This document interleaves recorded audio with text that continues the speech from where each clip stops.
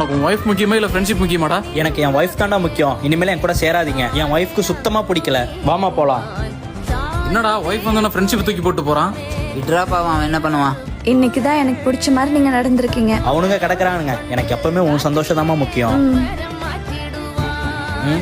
ஏய் என்னடா பார்த்து பார்க்காத மாதிரி போறான்? அண்ணா எவ்வளோங்கண்ணா ஆச்சு? டேய் நான் கொடுத்துக்கறேன்டா. டேய் நான் கொடுத்துறேன்டா. டேய் உங்களோட காசு இல்லைன்னு எனக்கு தெரியும். அண்ணா இந்தாங்கண்ணா.